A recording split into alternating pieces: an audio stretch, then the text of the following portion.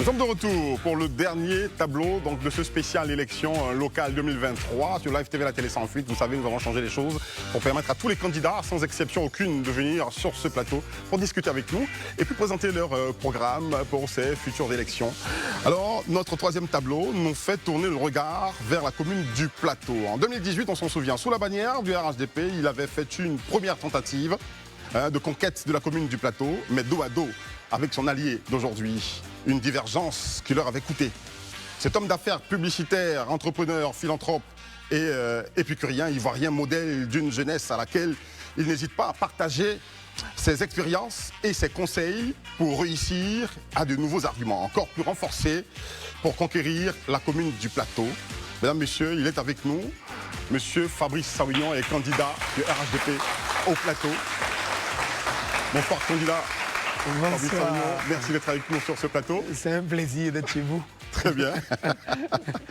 Alors, pour vous questionner, le tableau, il est composé d'Isabelle Vauvor et de Herman Amor. Bonjour Isabelle. Bonsoir Fabrice. Bonjour Herman. Alors, vous abordez cette campagne avec beaucoup d'aisance, d'assurance, mais encore face au peuple du plateau, dans quel autre état d'esprit vous êtes? Écoutez, déjà, je vous remercie de me recevoir ce soir, même si je connais un peu la maison. Vous savez, on s'est lancé au plateau il y a de nombreuses années, il y a bientôt 10 ans. Et cette nouvelle campagne nous a permis de retrouver la ferveur des populations du plateau qui nous ont manifesté beaucoup d'amour, beaucoup de disponibilité.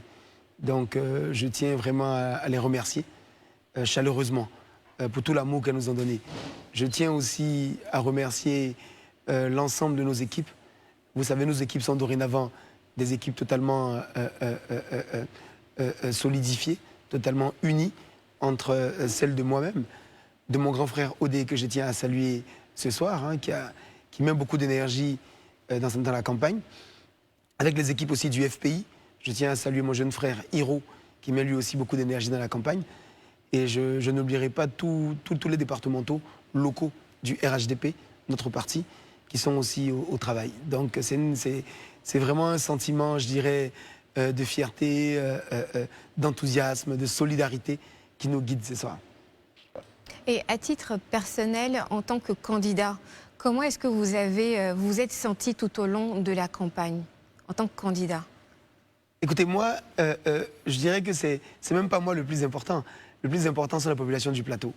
Nous, quand on s'est baladé chez ces personnes, au plateau, chez nos frères, chez nos sœurs qu'on connaît bien, puisque vous savez déjà que je suis issu donc, de cette commune-là, on a eu un grand sentiment d'espoir.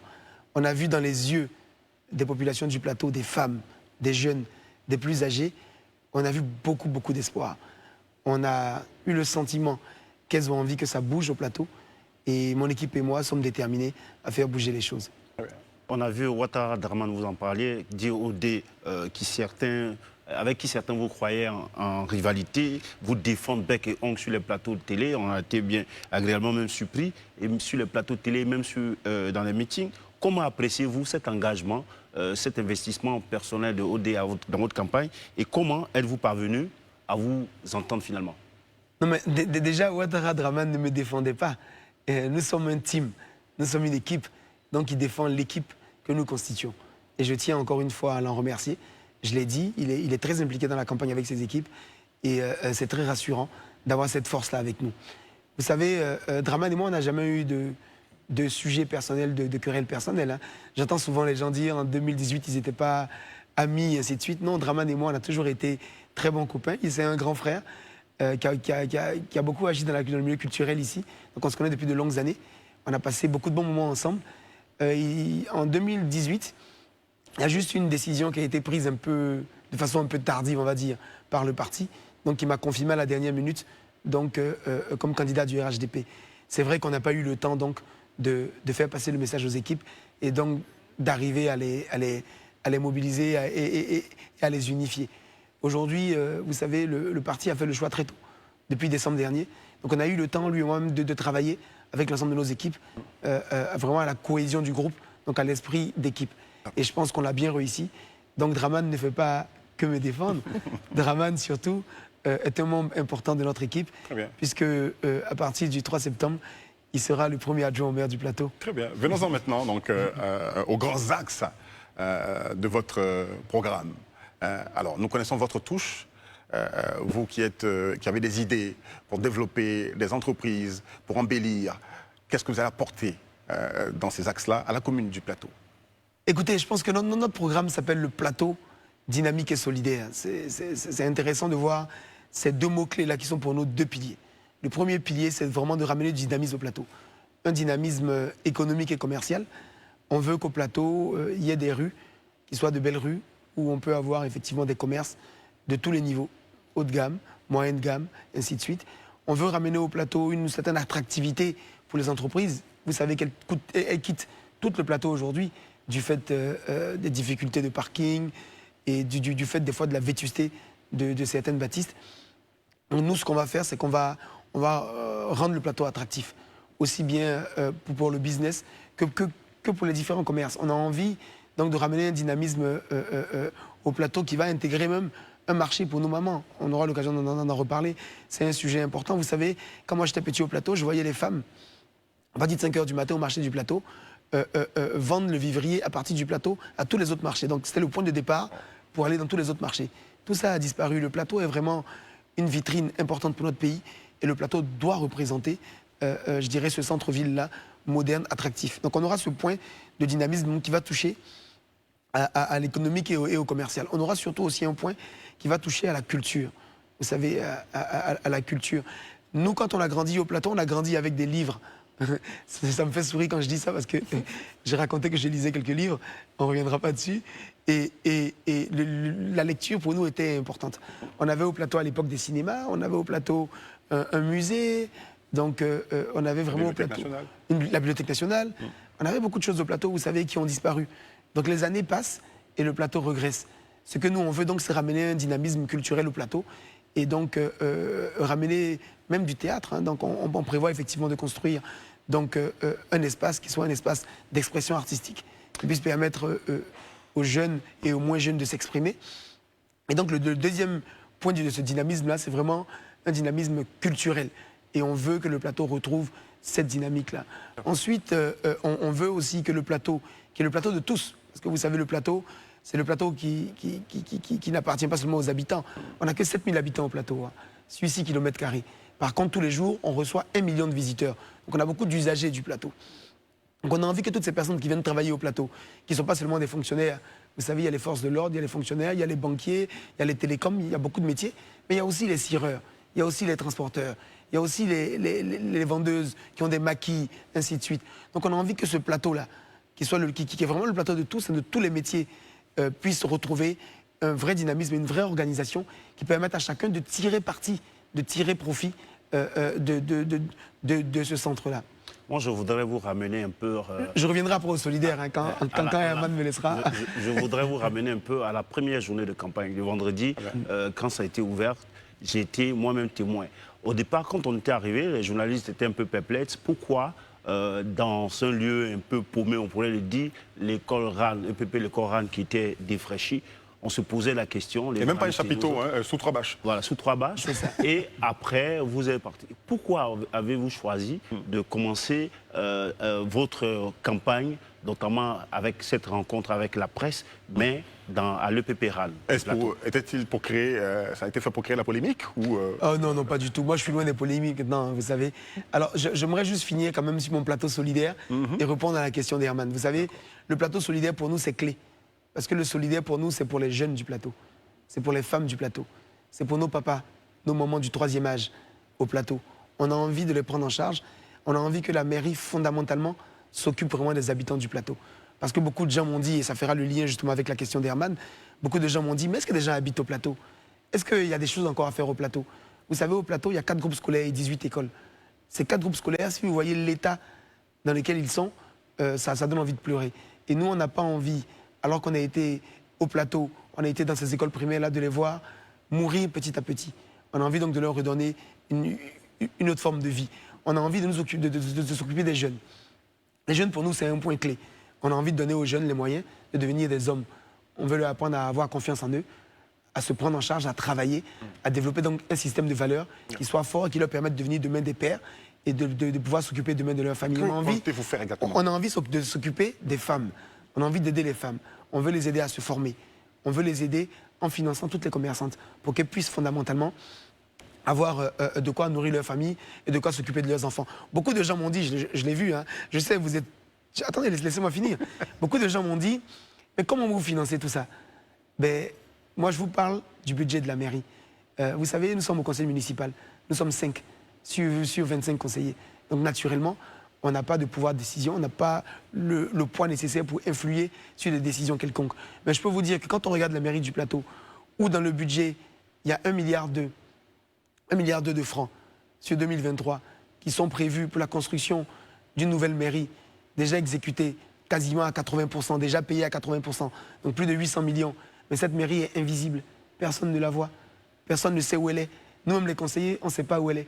Quand on voit dans le budget de la mairie qu'il y a 1,5 milliard, un peu plus, qui sont donnés à des ONG en termes de subventions, on ne sait pas où va tout cet argent. Donc il est important que cet argent-là, qui est l'argent des habitants du plateau et des usagers du plateau, revienne aux jeunes, aux femmes et s'occupe des personnes du plateau. Vous savez, c'est même pas moi seul qui le dit, et moi je voulais éviter d'en parler même parce qu'on va toujours dire, Fabrice il revient sur ce point-là. Mais vous savez, il y a un candidat PPACI au plateau, qui aujourd'hui est le second adjoint au maire du plateau, qui était sur sa liste, donc en 2018. Il est candidat contre la mairie actuelle, enfin contre le maire actuel. Il a fait défection. Il n'a pas fait défection. Il s'est expliqué sur les plateaux. Il a expliqué qu'il ne peut pas continuer de back-upper, donc d'encourager, ou en tout cas de s'unir à cette gestion-là, qui est une gestion qui n'est pas faite dans le profit, en tout cas pour le profit des habitants du plateau et des usagers du plateau. Donc il y a de vraies questions au plateau, et j'aimerais saluer Guy Monet, qui est candidat PPACI pour sa franchise, pour son honnêteté, qui a permis donc de remettre sur la table le vrai sujet du plateau. C'est un sujet de gestion. Et vous savez que pour ce qui est de la gestion, ben, on a un peu d'expérience. Alors, rapidement, j'aimerais revenir donc à la question de Herman. Je ne l'ai pas oublié, Herman. C'est vrai qu'on a souhaité faire donc, notre conférence de lancement à l'école de la RAN au plateau. Vous savez, c'est l'école où moi j'ai fait mes classes primaires. Donc je suis né à Marcory, et quand j'ai eu 2 ans, enfin à 3 mois déjà, j'ai perdu mon père, paix à son âme, Paul Sawignon, dans un accident de la circulation. Et ma mère s'est remariée à Joro Charles Maurice, qui est donc devenu mon père, donc qui était cheminot à la RAN. Et c'est comme ça donc qu'à 2 ans, je suis arrivé au plateau. Et c'est pour ça que beaucoup m'appellent le fils du plateau, parce que je suis arrivé très tôt au plateau et que j'ai fait toutes mes classes au plateau. Alors, moi j'ai fait l'école primaire à l'école de la RAN. J'ai eu ce qu'on appelle à l'époque le CEP bourse, avant d'avoir mon bac au lycée technique d'Abidjan et d'aller donc à l'INSET de Yamoussoukro. Donc je suis le pur produit de l'école ivoirienne, le pur produit de l'excellence de l'école ivoirienne. Beaucoup de clients, des fois en présentation, me disent « Mais Fabrice, tu as fait des études aux États-Unis, en France ?» Je dis « Ben non, j'ai tout fait ici, en Côte d'Ivoire, à Abidjan et à Yamoussoukro. » Comme quoi, on peut faire des études en Côte d'Ivoire, on peut avoir des jeunes Ivoiriens formés ici, curieux, compétents, on peut donc réussir des choses. Et ça, c'est important de le dire aux jeunes pour que les jeunes l'entendent, qu'ils n'aient pas le sentiment que des fois, il faut juste aller en Europe pour avoir un beau diplôme et pour réussir dans la vie. Première chose. On a voulu donc faire cette conférence là-bas parce que je voulais, d'un côté, que les gens se rendent compte de l'état vraiment du plateau. Parce que beaucoup de gens voient le plateau sans le voir vraiment. Ils ne voient pas ce qu'il y a derrière les immeubles. Et j'avais envie que les journalistes, pour une fois, voient les écoles du plateau, voient les écoles où on envoie nos enfants. Si je vous demande sur le plateau quelles sont les personnes les plus chères pour vous, vous direz ce sont mes enfants. Mais quand on envoie son enfant dans une école où il y a des trous dans le toit, dans une école où il n'y a pas de latrine, dans une école où il y a des serpents, j'avais envie que les journalistes viennent constater d'eux-mêmes l'état donc des écoles du plateau. On aurait pu facilement le faire dans un hôtel, dans une belle salle climatisée, mais non, j'ai voulu vraiment confronter donc, ces personnes-là à notre réalité. Donc il y avait un sujet effectivement pour moi de promotion de l'école ivoirienne, dans laquelle je crois absolument, et il y avait un sujet aussi pour moi donc de réalité sociale locale, on va dire ça comme ça. Vous avez parlé de formation, on a vu pendant votre campagne électorale, vous avez formé des jeunes. Pourquoi ce choix? Quelle est votre ambition en fait pour cette jeunesse au plateau? En fait, vous savez, je le dis souvent dans des réunions, dans des meetings, et je vais prendre le temps de l'expliquer ici. Il y a plusieurs types de jeunesse. Il y a une jeunesse qui va à l'école. il y a une jeunesse donc qui va à l'université ensuite. Celle-là, on veut l'accompagner dans des renforcements de cours. On veut s'assurer qu'elle puisse rentrer dans les meilleures écoles, que ce soit ici ou à l'extérieur, même si moi je suis un pro local, hein, je vous le dis tout de suite. Donc pour nous, c'est important d'encadrer ces jeunes-là qui ont un talent fort dans les études. Ensuite, il y a différents types de talents. Il y a des jeunes qui ont un talent dans le football, d'autres dans la musique, d'autres dans la poésie, d'autres dans le dessin. On a envie d'accompagner tous les jeunes, quels qu'ils soient, quel que soit effectivement le talent qu'ils développent. Et ça, je tiens à revenir sur ce mot que j'aime beaucoup. Le talent, c'est la chose la mieux partagée au monde. Chaque jeune est talentueux. Il a en lui un talent. Le seul sujet, enfin, il y a deux sujets. Le premier, c'est il faut en être conscient. Il faut en prendre conscience. Le deuxième, c'est qu'il faut qu'on l'aide à le développer, qu'on l'aide à exploser. Et donc, nous, on a envie que les jeunes prennent conscience de leur talent, prennent conscience de qui ils sont. Et nous, on sera là pour les aider à grandir, à se développer. La deuxième chose, c'est qu'on a envie, pour tous les jeunes, de les insérer dans le milieu professionnel. On a envie, vous savez, quand je parle milieu professionnel, moi, je suis moi-même chef d'entreprise et je tiens à répéter que notre groupe aujourd'hui, en Côte d'Ivoire et dans plusieurs pays de la sous-région, c'est plus de 1000 collaborateurs. Donc on a déjà la capacité donc, de gérer des carrières. Donc on a envie d'aider les jeunes à s'insérer dans le milieu professionnel. Pas seulement à travers nos amis entrepreneurs ou à travers les relations qu'on peut avoir, mais surtout aussi à travers les entreprises du plateau. On a un programme spécifique pour aider à l'insertion des jeunes au niveau local avec des facilitations pour les entreprises en termes d'impôts locaux. Ça, on aura l'occasion d'en reparler. Et puis enfin, on a envie de financer les projets jeunes. Pas seulement de les financer, mais de les accompagner. Donner de l'argent à un jeune sans lui apprendre, sans l'accompagner, c'est le vouer à l'échec. C'est pas ce qu'on veut. On veut, avec notre expérience, encadrer les jeunes en termes d'entrepreneuriat pour leur permettre demain de grandir. Parce qu'un jeune qui grandit, c'est une famille entière qui est sauvée. C'est intéressant quand vous dites ça comme ça, mais nous on a envie d'entrer un peu dans le petit détail. Octroyer des financements à un jeune, l'accompagner dans son entreprise. Quelles sont les tactiques ou le système que vous allez employer et quels sont les fonds que vous allez mettre à la disposition de ces jeunes-là? En fait, je vais vraiment rester sur le dernier volet de la question pour ne pas être ennuyeux ici pour tout le monde. Je l'ai dit, il y a 14 milliards de budget au plateau pour 7000 habitants. Si je prends en comparaison à Bobo qui a 1,4 million d'habitants, n'a que 7 milliards. Donc techniquement, en richesse par habitant, un habitant du plateau est censé être 400 fois plus riche qu'un habitant d'Abobo. Ce qui n'est pas le cas dans la réalité quotidienne des habitants du plateau.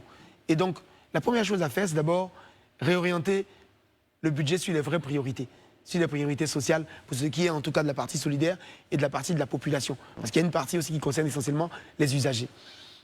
Donc, première chose, c'est pouvoir fondamentalement gérer de façon transparente, efficace, honnête ce budget-là qui permet donc aux jeunes d'en profiter. La deuxième chose, c'est que être maire, c'est pas juste gérer l'existant. Être maire, c'est être créatif, c'est être un développeur. Bon, je sais que j'ai pas besoin de le dire 50 fois sur la créativité et sur le développement. Notre parcours, que ce soit le mien ou les membres de mon équipe, à travers même mon grand frère Odé, a prouvé qu'au-delà même d'être un fonctionnaire, un grand fonctionnaire de ce pays, qui a eu pendant longtemps des activités qui ont montré qu'il était créatif, qu'il était capable de faire des choses. Donc nous, dans notre équipe, on a la capacité d'être créatif, on a la capacité de développer. Donc ce budget qui est de 14 aujourd'hui, nous on veut le passer à 20, à 25, à 30. Donc augmenter les possibilités pour ces jeunes-là, d'avoir plus de financement pour ces femmes. Parce que les femmes, c'est hyper important pour moi, on en reviendra dessus. Hein. Mais qu'en est-il des personnes du troisième âge? Parce que la question est quand même assez importante. Alors le troisième âge, on a plusieurs mesures. Mais la mesure phare du troisième âge, je veux en parler. Vous savez, moi j'ai 2 amis qui sont décédés l'année dernière à la mairie. Je pense à Chloé Mathieu, paix à son âme, parce que l'assurance de la mairie ne marchait pas.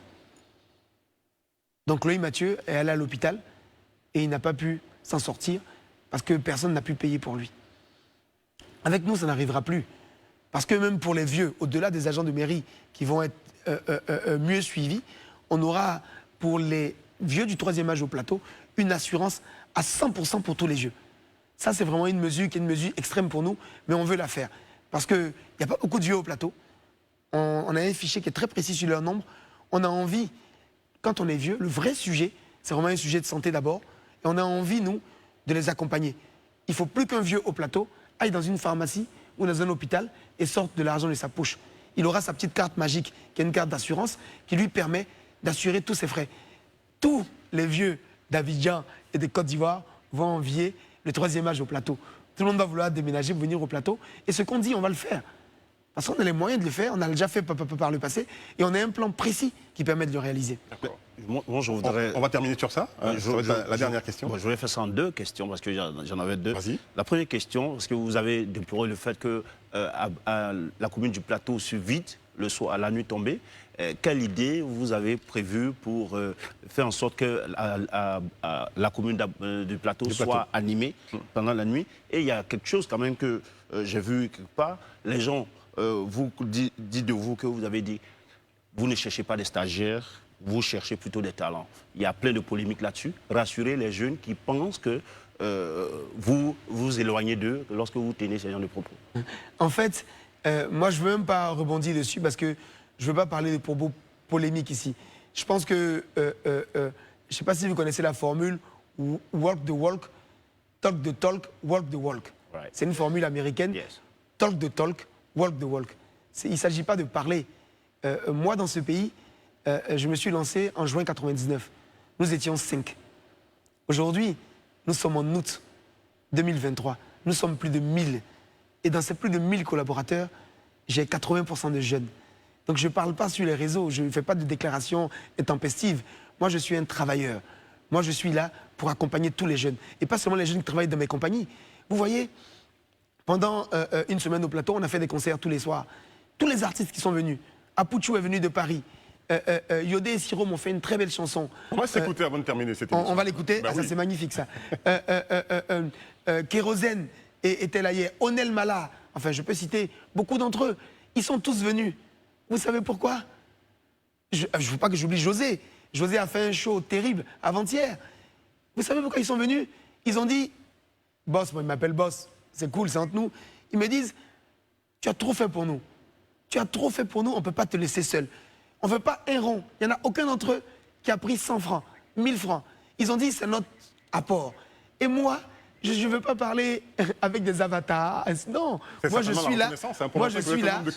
Moi je suis là pour aider la jeunesse. Moi je suis là. J'ai aidé la jeunesse. C'est traçable. On voit mes collaborateurs, on sait qui c'est. Donc je ne vais pas rentrer sur ça, je ne vais pas durer dessus. Alors, sur la première question, moi, qui est très importante pour moi par contre, c'est le plateau. Vous savez, le plateau, c'est une presqu'île. On a la chance d'avoir une presqu'île entourée d'eau. Vous pensez qu'au plateau, il est normal qu'on ne puisse pas avoir une promenade, se balader au plateau, tranquillement le soir, avec ses enfants, ceux qui veulent faire du sport, ceux qui veulent marcher, ceux qui veulent faire du vélo, qu'on puisse tous aller avec des bars, des restaurants en bordure d'eau. Et je tiens d'ailleurs à féliciter le gouvernement et le président. Je reviendrai dessus sur le projet de la baie de Cocody qui va rendre justice à la baie, puisque c'est important de le mettre en avant. Vous savez, au plateau, quand on sera là, eh bien, les gens pourront se balader sur les berges du plateau. Ils pourront boire un verre, ils pourront faire du sport. La nuit, on ramènera au plateau la vie la nuit. La vie la nuit, c'est les restaurants, c'est les bars, c'est les clubs. Ce qui fait qu'un centre-ville partout dans le monde, que ce soit à New York, que ce soit à Paris, que ce soit à Bangkok, commune peut-être. Oui, mais ce qu'on veut, c'est que mais le plateau n'est pas juste une commune. Le plateau est la commune phare de notre pays. Quand on montre des images d'Abidjan en général, qu'est-ce qu'on montre? On montre des images du plateau pour montrer qu'on est fier de notre développement. Bah oui. Parce que Houphouët-Boigny, notre premier président, a imaginé le plateau pour qu'il soit la vitrine de notre pays. Et le président Alassane Ouattara, qui continue de développer, de travailler ce plateau-là, et de développer ce pays-là, lui aussi veut que le plateau soit une vitrine pour notre pays.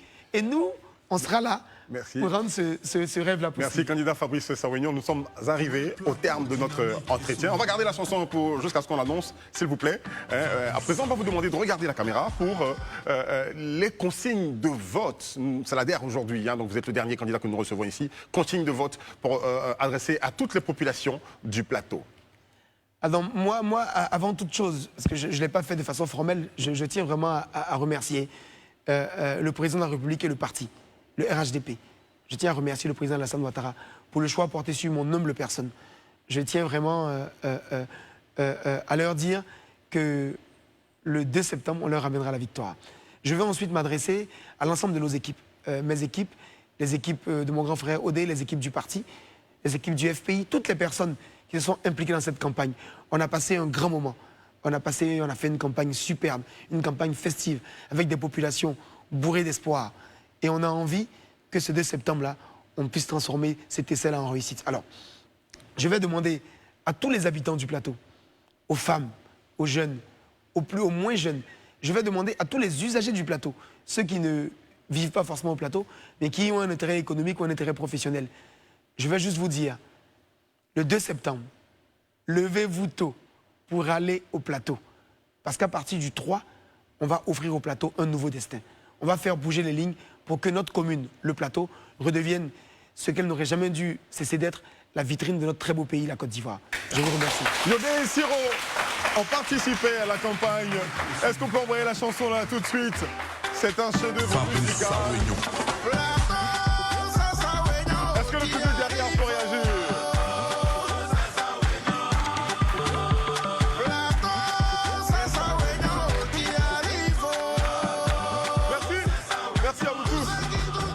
Merci à vous tous, merci candidat Fabrice Savignon, merci d'être venu sur notre plateau et on vous souhaite bonne chance au plateau. Merci beaucoup. Voilà, merci beaucoup. On aimerait venir emménager finalement au plateau. On se demande s'il y a de la place encore pour construire d'autres maisons ou encore de l'habitat. Mais c'est une question que j'aurais voulu poser. On ne l'a pas posée, mais bon, je suis... Non, mais je peux répondre dessus assez rapidement, c'est important ça. Vous savez, j'ai entendu quelqu'un dire... On se permet ça. J'ai entendu quelqu'un dire, sur une chaîne concurrente, il n'y a pas de place au plateau pour faire un marché. Je pense qu'il y a beaucoup de gens qui devraient commencer à voyager un peu pour voir comment est-ce qu'une capitale économique, comment est-ce qu'un centre-ville se développe en hauteur. Merci beaucoup. Merci à vous. Merci à vous tous de nous avoir regardés. Rappelez-vous, élection, c'est pas palabre, n'est-ce pas? Et puis rendez-vous mais très prochainement pour un autre numéro du Talk sur Live TV, la télé sans fil. Shalom.